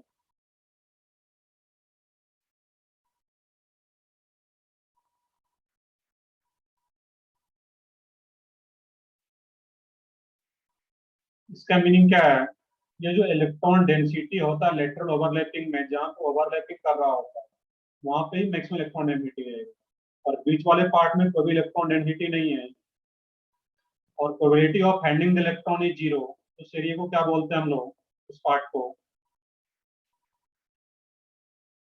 यहाँ इलेक्ट्रॉन के प्रोबेबिलिटी जहाँ पे बिल्कुल कम हो, ना के बराबर हो, उस पार्ट को क्या बोलते मोल्ड हैं, नोड नोड नोड या नोडल प्लेन। ये पार्ट क्या आ जाएगा तुम्हारा इसमें, ये जो आ रहा है यहाँ पे नोडल प्लेन बोल लो, ये पूरा जो प्लेन है यहाँ पे है, इसके ऊपर हो गया नीचे हो गया नोड बोल लो यहाँ पे। ये चीजें पढ़ चुके हो तुम लोग। इसमें मेनली देखना है कि जहाँ पे ओवरलैपिंग ऊपर का कर रहा है नीचे कर रहा है, एक्सिस पे नहीं कर रहा होगा। लेकिन इस केस में एक्सियल वाले में क्या था, एक्सिस पे ही कर रहा था वहाँ। इसका जो इलेक्ट्रॉन डेंसिटी होगा एक्सिस के अलोंग ही होगा, और इसका जो इलेक्ट्रॉन डेंसिटी होता है वो क्या रहता है, perpendicular to the axis, axis के परपेंडिकुलर अपवर्ड या डाउनवर्ड। तो ठीक है, इतना नोट करो, फिर आगे समझते हैं एग्जाम्पल और इसको।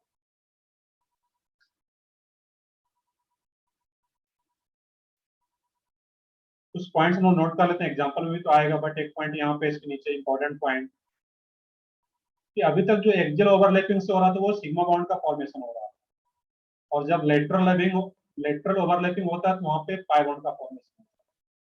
तो pi bond is found by lateral overlapping या side wise overlapping. Lateral overlapping सी को लिखो यहाँ। ये दोनों काफी इंपॉर्टेंट पॉइंट, इसको याद रखना है कि सिग्मा बॉन्ड का फॉर्मेशन एक्सियल ओवरलैपिंग से है, और पाई बॉन्ड का फॉर्मेशन लेटरल ओवरलैपिंग से। देखेंगे एग्जांपल अभी हम लोग।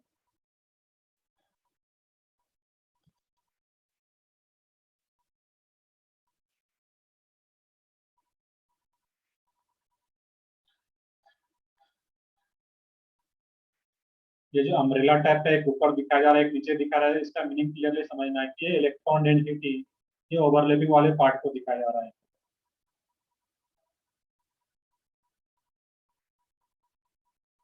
That means electron density lateral overlapping में जब ऑर्बिटल ओवरलैप करता है, या तो इंटरनल एक्सिस के परपेंडिकुलरली अपवर्ड होगा और डाउनवर्ड होगा, मतलब दोनों रहता, अपवर्ड भी होगा और डाउनवर्ड भी होगा, एक्सिस के अलाउ नहीं रहता।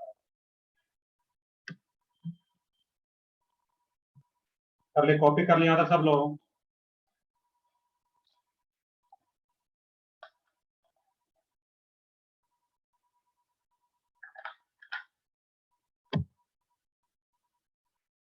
तो ठीक है, आगे बढ़ते हैं फिर हम लोग इसमें।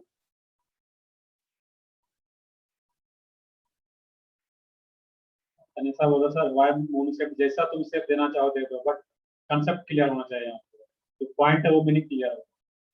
यहाँ पे इस टाइप का दिखाया जा रहा है, इस टाइप का भी दिखा सकते हो, बट देखिए इस टाइप का तो ऐसा कोई ढंग का लगता नहीं है वहां पे। जैसा तुम शेप देना चाहो, मीनिंग क्लियर होना चाहिए वहाँ पे। तो ठीक है, आगे बढ़ता लो इसमें फिर।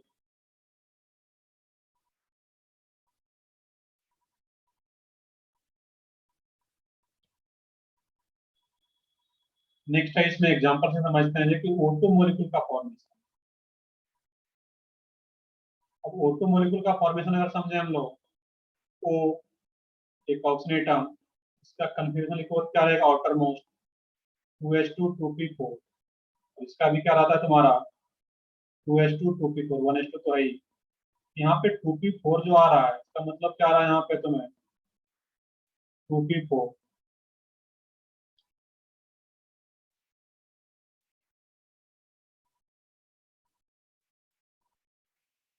1 2 3 4, 2p की बात कर रहे हैं, 1 2 3 4, जहाँ पे कि अनपेड इलेक्ट्रॉन पर जाएंगे।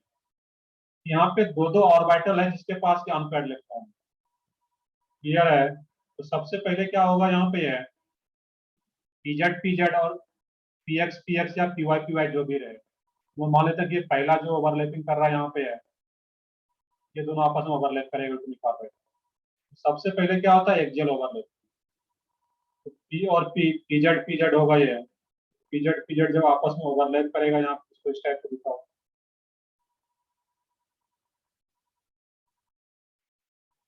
मैं डायरेक्टली दिखा देता हूँ, अलग अलग करके नहीं दिखा रहा यहाँ पे मैं। ये पीजेड एक आ गया तुम्हारा और एक और पीजेड आ जाएगा यहाँ।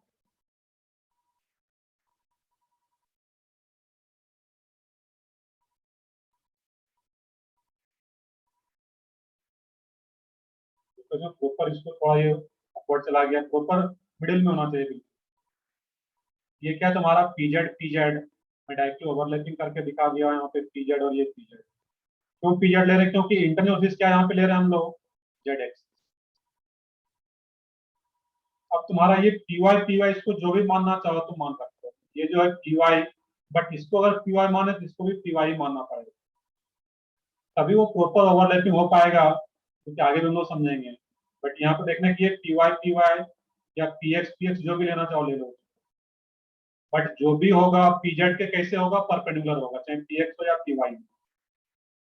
ये क्या होगा यहाँ पे है, मैं इसी में दिखा देता हूँ डायरेक्टली।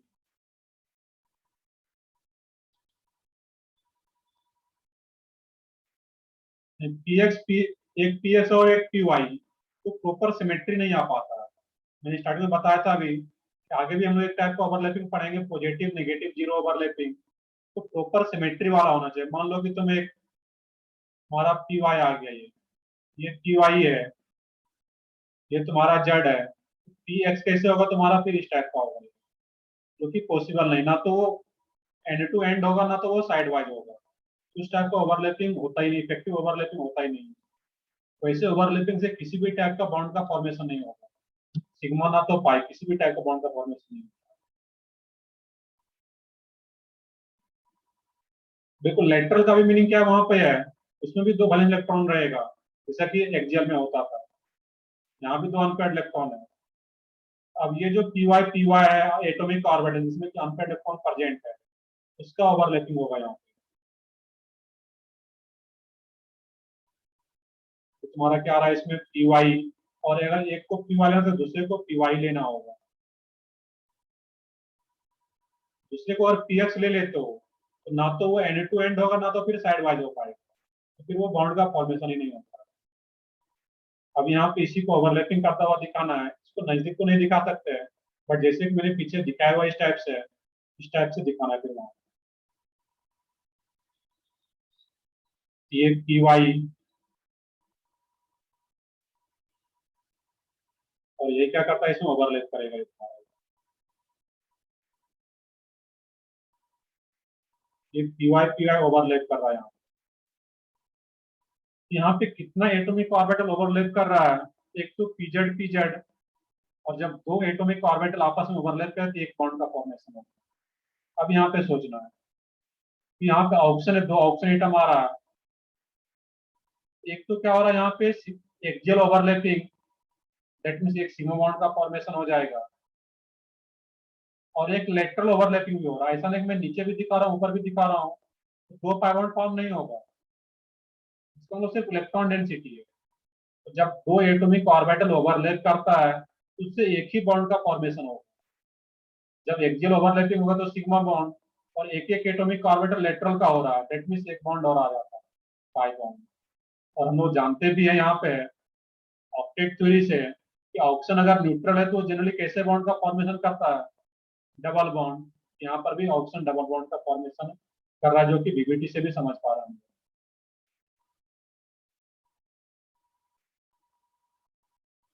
डायग्राम तुम्हें ये कैसे ड्रॉ करना है तो तुम्हें सोचना पड़ेगा यहाँ पे। इंटरनल एक्सिस क्या है, जेड एक्सिस है, तो एक पीजेड पीरियड ले लिया यहाँ पे है, पी वाई अब यहाँ पे जो भी अंतर है तुम्हारा, पी वाई या पी एक्स दोनों ले लो यहाँ पे। मैंने यहाँ पे पी वाई लिया होगा। इस टाइप में तुम्हें सोचना है यहाँ पे। अब देखोगे यहाँ पे ऑप्शन का हम लोग कुछ अगर ऑक्टेट टूल के अकॉर्डिंग सोचे यहाँ पे, ऑक्टेट टूल के अकॉर्डिंग क्या होता था, ऑप्शन का वैलेंस इलेक्ट्रॉन 6, 6 में दो इलेक्ट्रॉन बॉन्डिंग का फॉर्मेशन कर रहा है, बचा 4 इलेक्ट्रॉन, दैट मीन दो लोन पेयर। यहाँ भी दो लोन पेयर। ये लोन पेयर कहाँ से आ रहा है, इसमें दो लोन पेयर, ये तो 2p का दो लोन पेयर है, ये एक लोन पेयर है। यूएस का भी तो होता है यहाँ पे, इसमें भी दो इलेक्ट्रॉन है एज ए पेयर। यही दोनों पेयर इलेक्ट्रॉन को एज ए लोन पेयर यहाँ पे दिखाया गया। और दो जो अनपेयर्ड इलेक्ट्रॉन था वो ओवरलैपिंग में पार्टिसिपेट कर रहा है, एक एक electron p z p z axial overlapping, फिर पी वाई लेटरल ओवरलैपिंग।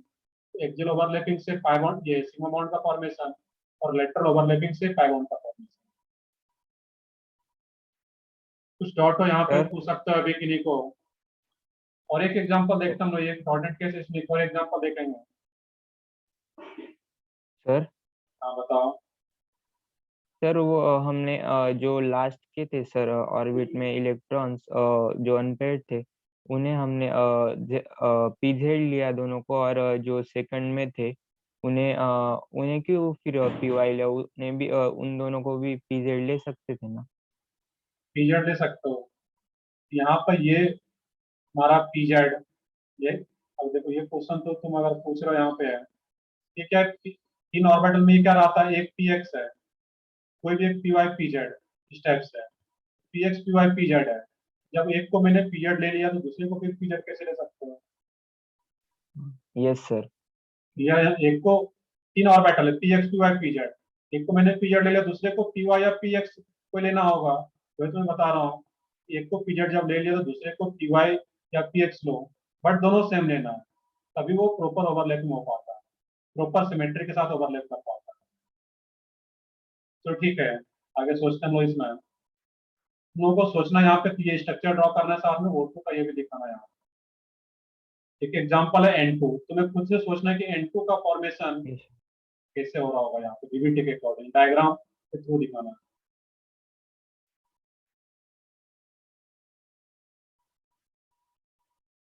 सब कुछ आएगा नुस्खा, अभी यहाँ पे 5 ऑर्बिटल रहेगा तो सब कुछ देखेंगे अभी हम लोग। अभी हम लोग स्टार्ट कर रहे हैं, इसको सीख रहे हैं अभी। N2 का देखो, इसमें देखो यहाँ पर 5 नहीं आएगा, कुछ तो ज्यादा आएगा इसमें। N2 का सोचना है, और सोचो सर सोचना क्या, इसमें स्टार्ट कैसे करें, कैसे डायग्राम ड्रॉ करना है। यहाँ पे दो नाइट्रोजन एटम है, सिंपल सा है, दोनों का कन्फिगरेशन लिखो, दोनों का बॉक्स डायग्राम बनाओ यहाँ पे। ये तुम्हारा 2s का है, ये तुम्हारा 2p का हो जाएगा। इसमें मैं डायरेक्टली कन्फिगरेशन लिख करके बॉक्स डायग्राम के फॉर्मेट में दिखा दे रहा हूँ यहाँ पे। इसमें क्या रहेगा, 1 2, 2p 3 है, एक एक इलेक्ट्रॉन जाएगा यहाँ पे 2p, ये 2s है तुम्हारा, 1 2 3, ये भी 2p है।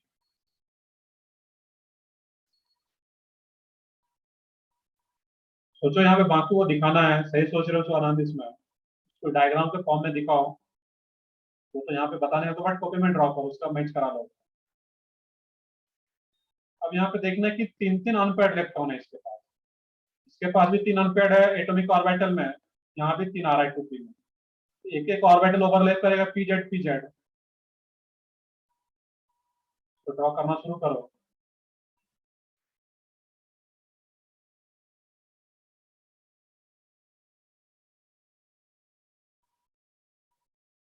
और जब हम लोग एंड टू एंड दिखा रहे हैं दैट मीन्स ये कौन सा ऑर्बिटल होगा, पीजेड पीजेड, क्योंकि मैंने एज्यूम क्या क्या हुआ है, इंटरनल एक्सिस क्या यहाँ पे जेड एक्सिस, ये तुम्हारा जेड एक्सिस आ गया।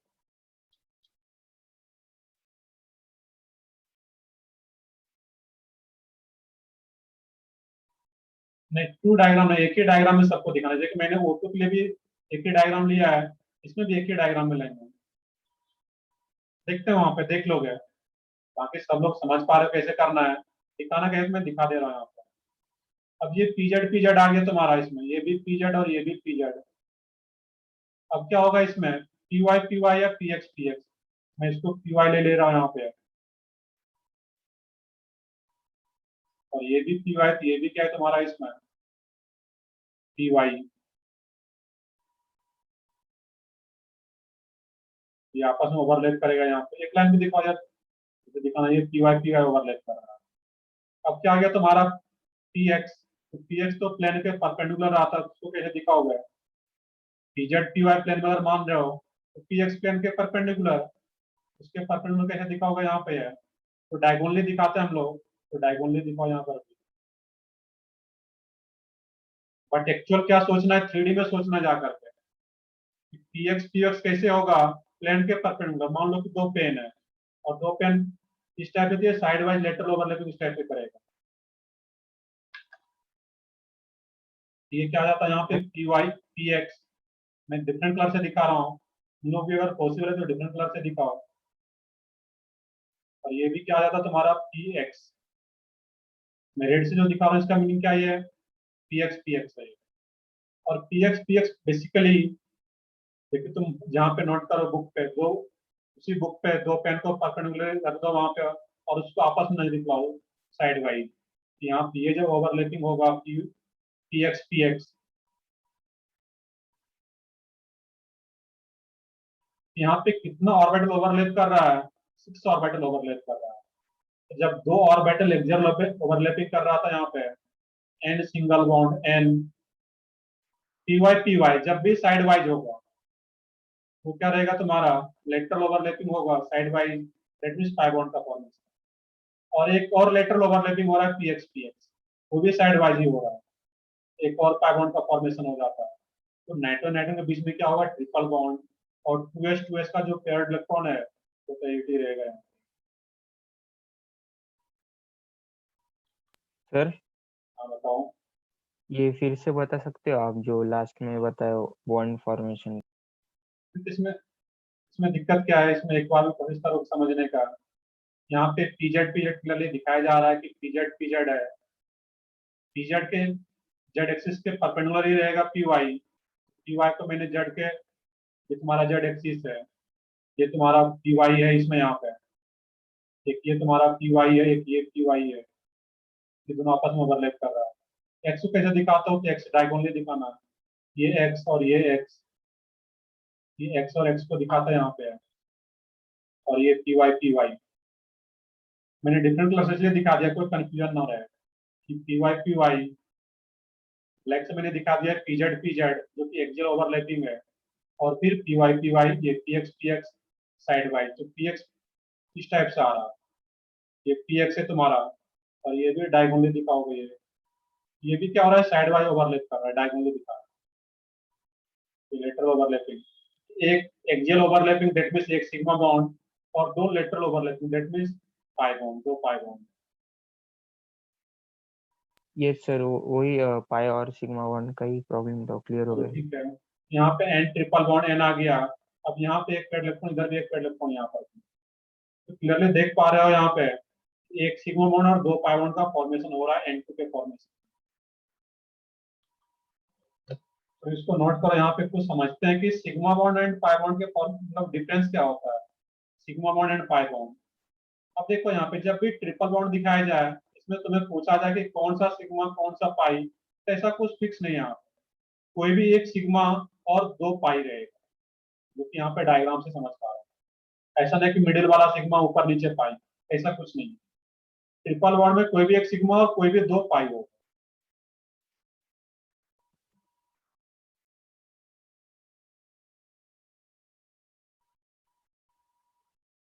डायग्राम में तुम्हें क्लियरली दिख रहा है, कि एंड टू एंड जो मैंने ब्लैक से दिखाया हुआ देखो ध्यान से, एंड टू एंड ओवरलैपिंग हो रहा है, ये सिग्मा बॉन्ड होगा। एक ये पी एक्स है तुम्हारा, ये क्या हो रहा है, साइड वाइज ओवरलैपिंग हो रहा है, तो पाई बॉन्ड। और पी वाई वर्टिकली इस टाइप से आ रहा है, ये भी साइड वाइज ओवरलैपिंग हो रहा है। तो दोनों लोग जब सामने से अप्रोच कर रहा है एंड टू एंड, तो एक्जीएल साइड वाइज ओवरलैपिंग कर रहा है। मान लो कि दो पेन है और दो पेन का जो नीब है तुम आपस में उसको अप्रोच करा रहे हो, तो एक्जीएल दोनों पेन को परपेंडिकुलर खड़ा कर दो और उसके बाद फिर ये अप्रोच कराओगे वहां पे, तो क्या हो जाएगा, साइड वाइज। तो ये क्लियरली यहाँ पे दिखाया जा रहा है, साइड वाइज है दैट मीन्स पाई बॉन्ड, और एंड टू एंड है दैट मीन्स सिग्मा बॉन्ड। इस टाइप से सोच पाते हैं हम लोग यहाँ पे।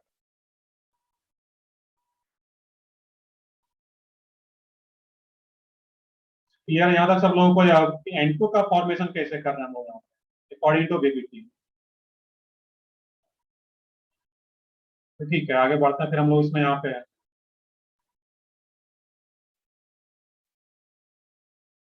तुम लोगों के लिए अगर 11th में बोर्ड अगर देते हो तो उसमें एक बोर्ड में क्वेश्चन जनरली आता है कि right difference between sigma bond and pi bond, उसमें क्या डिफरेंस होता है।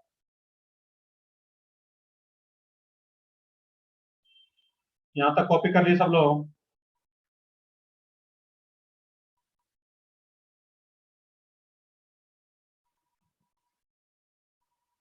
तो ठीक है, आगे बढ़ते हैं फिर हम लोग इसमें।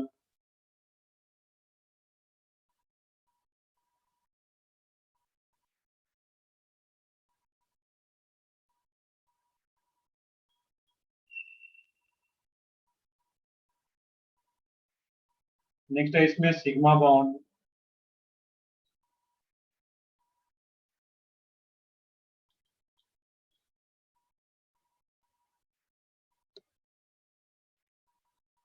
एंड पाई बॉन्ड में डिफरेंस।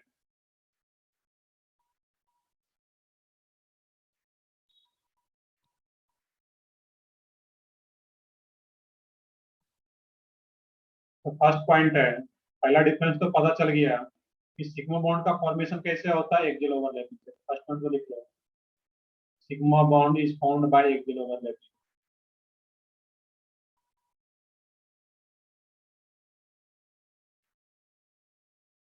ये तुम्हारा बोर्ड का 11th बोर्ड अगर देता तो ये क्वेश्चन आता है।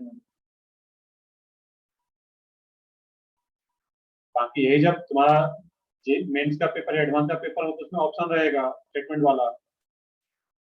इसमें first point, pi bond is found bye lateral overlapping.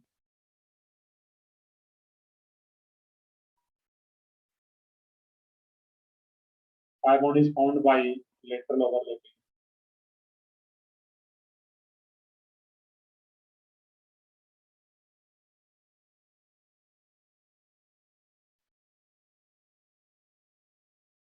Second point, अब यहाँ पे देखने की सेकंड पॉइंट जो है कि जब भी पाई बॉन्ड का फॉर्मेशन होता है तो हमेशा सिग्मा बॉन्ड के साथ ही आएगा, पहले सिग्मा बॉन्ड फॉर्म हो जाएगा देन पाई बॉन्ड का फॉर्मेशन होगा। ऐसा नहीं कि पाई बॉन्ड अकेले एग्जिस्ट नहीं करता है, pi bond always exist with sigma bond. एक पॉइंट यहाँ पे ये नोट करना था कि sigma bond exist independently, sigma bond exist independently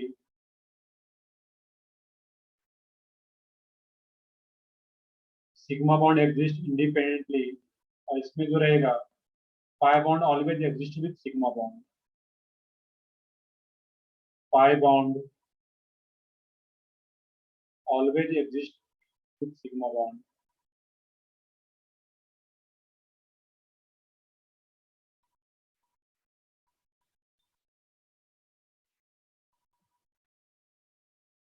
ये पॉइंट क्लियर है। सेकंड पॉइंट सबको कि सिग्मा बॉन्ड जो, ऐसा नहीं कि पाई बॉन्ड अकेले का, ऐसा नहीं कि सिर्फ दो एटम के बीच में पाई बॉन्ड है। सिग्मा अकेले आ रहा है बट पाई बॉन्ड हमेशा सिग्मा बॉन्ड के साथ ही एग्जिस्ट करता है। Third point, sigma bond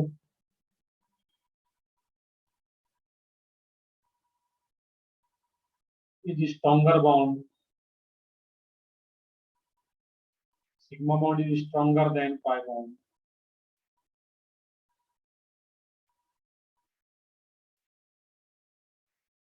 pi bond जो होता है काफी वीक बॉन्ड होता है as compare to sigma bond. Pi bond is weak bond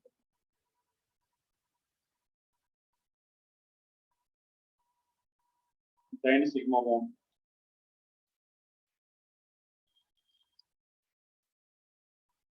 अब इसका एक रीजन यहाँ पे देखना है कि सिग्मा बॉन्ड स्ट्रॉन्गर क्यों होता है. तो सिग्मा बॉन्ड स्ट्रॉन्गर का मीनिंग यहाँ पे बस देख लोगे, यहाँ पे समझ लोगे, ड्रॉ करने की जरूरत नहीं है. कि सिग्मा बॉन्ड जो होता है फॉर्मेशन वो क्या होता है, एंड टू एंड ओवरलैपिंग होता है. और एंड टू एंड ओवरलैपिंग होता है यहाँ पे है, या चाहो तो इसके नीचे या कहीं ऊपर लिख सकते हो यहाँ पे इसका रीजन. कि जब सिग्मा बॉन्ड होता है यहाँ पे formation end to end axial overlapping, उसमें जो एरिया वाइज होता है यहाँ पे वो ज्यादा एरिया कवर कर पाता है यहाँ पे ऑर्बिटल का. जबकि साइड वाइज जब ओवरलैपिंग होता है ये बहुत ही कम एरिया कवर कर पाता है यहाँ पे साइड वाइज ओवरलैपिंग. और एरिया वाइज अगर ज्यादा ये एक्सटेंड हो पा रहा है ओवरलैपिंग का तो स्ट्रॉन्गर बॉन्ड बन पाता है as compare to pi bond. क्योंकि पाई बॉन्ड में क्या होता है, साइड वाइज ओवरलैपिंग, कि कम एरिया यहाँ पे ओवरलैप कर पाता है. और ये एरिया वाइज ज्यादा है, लेकिन हम लोग बोलते हैं कि स्ट्रॉन्गर बॉन्ड होता है सिग्मा बॉन्ड. क्लियर ये पॉइंट सबको? एक इंपॉर्टेंट पॉइंट है, ऑर्गेनिक केमिस्ट्री में भी काफी ज्यादा यूज होता है कि सिग्मा बॉन्ड स्ट्रॉन्गर बॉन्ड होता है जबकि पाई बॉन्ड वीक बॉन्ड होता है as compare to sigma bond. और वो ओवरलैपिंग से एक्सप्लेनेशन होता है. एरिया वाइज सिग्मा बॉन्ड का जो फॉर्मेशन होता है ये एक्सियल ओवरलैपिंग से तो ज्यादा कवर कर पाता है. और ये प्लेस फोर्थ पॉइंट है इसमें,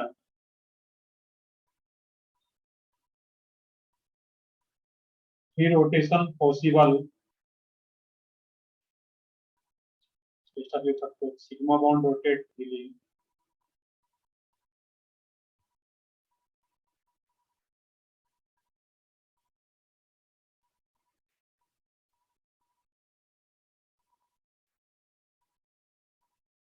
fourth point, free rotation not possible.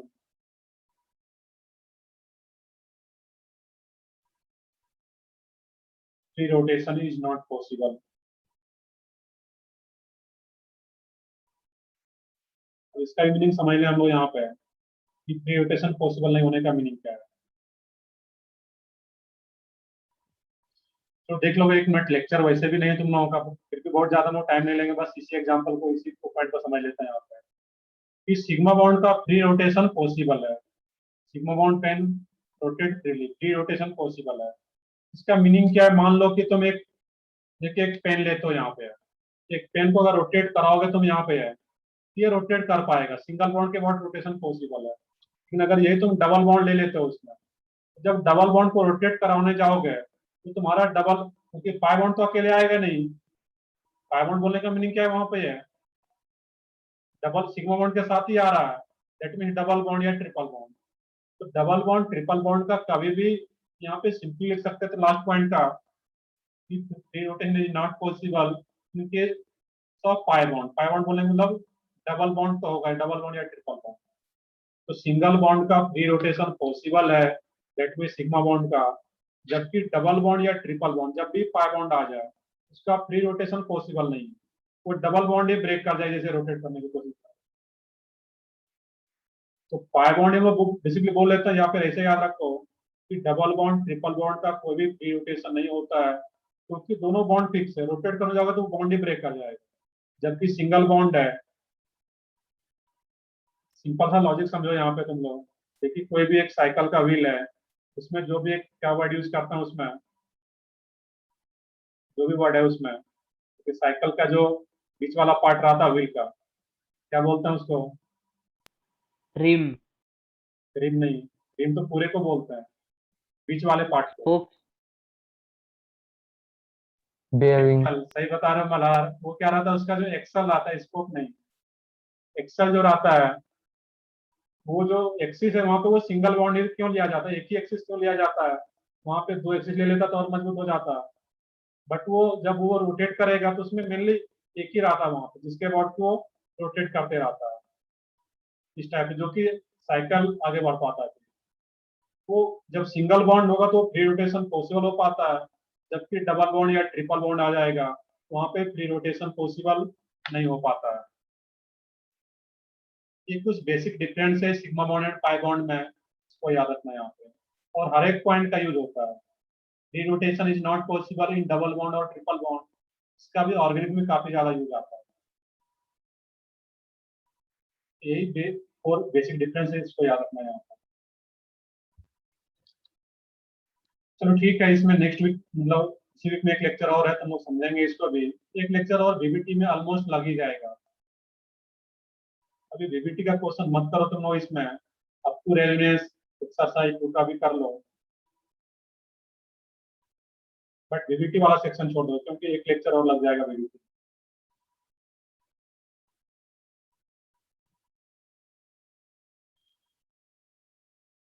नहीं, पाई बॉन्ड की मैं बात नहीं कर रहा हूँ यहाँ पे। पाई बॉन्ड बोलने का मतलब कुछ, अब यहाँ पे देखो पाई बॉन्ड तो अकेले कभी आता नहीं है, तो पाई बॉन्ड बोलेंगे लोग मेरा डबल बॉन्ड से नहीं, मान लो कि यहाँ पे कार्बन कार्बन सिंगल बॉन्ड और कार्बन कार्बन डबल बॉन्ड है, तो जब डबल बॉन्ड दोनों एक सिग्मा एक पाई है तो दोनों मिलकर के इसका स्ट्रेंथ ज्यादा हो जाता है, ये स्ट्रॉन्गर होता है। बट मैं सिर्फ एक की बात कर रहा हूँ यहाँ पे,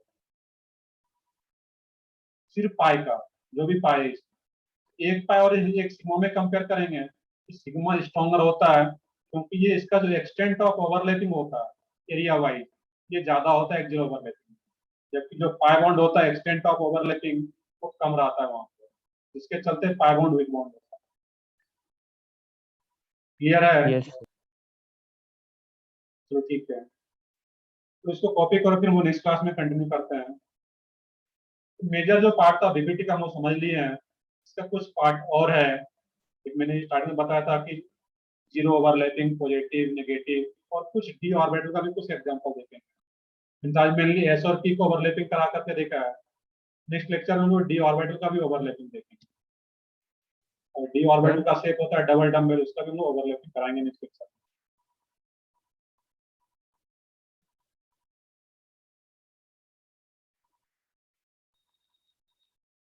चलो कर ले कॉपी, यहाँ तक कर ले कॉपी सब लोग। सर। बताओ। सर लेकिन फिर वो बॉन्ड स्ट्रेंथ होता है सर, वो पाई बॉन्ड का ही फिर ऑल टुगेदर ज्यादा होगा ना? पाई बॉन्ड यहाँ पे देखना है कि सिंगल बॉन्ड और पाई में, डबल बॉन्ड में कंपेयर, यहाँ पे एक सिग्मा एक पाई, दोनों मिलाकर के ये तो स्ट्रॉन्गर हो जाता है। मैं सिर्फ एक में कंपेयर कर रहा हूँ, एक पाई और एक सिग्मा। तो सिग्मा बॉन्ड स्ट्रॉन्गर होता है क्योंकि ये एरिया वाइज जब ओवरलैपिंग होता है एंड टू एंड, वो ज्यादा एरिया कवर करता है तो ये स्ट्रॉन्गर हो पाता है, और साइड वाइज में कम एरिया कवर करता है, दैट मींस ये वीक रह जाता है। सिंपल सा इसमें। Yes sir. चलो थैंक ठीक यू है, तो सर। यहाँ पे डबल बॉन्ड में कंपेयर नहीं कर रहे हैं। स्ट्रॉन्गर तो हमेशा जानते हैं कि ट्रिपल बॉन्ड अगर होगा, ये ट्रिपल बॉन्ड है दो एटम के बीच में, तो वो सबसे स्ट्रॉन्गर बॉन्ड है, फिर double bond, then single bond. यहाँ पे मैं सिर्फ एक पाई बॉन्ड ले रहा हूँ इसका, यहाँ एक पाई बॉन्ड और एक सिग्मा बॉन्ड में कंपेयर कर।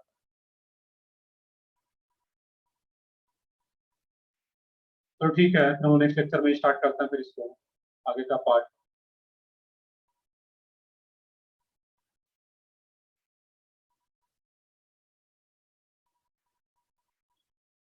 चलो ठीक है, फिर मैं सेशन एंड का यहीं पे।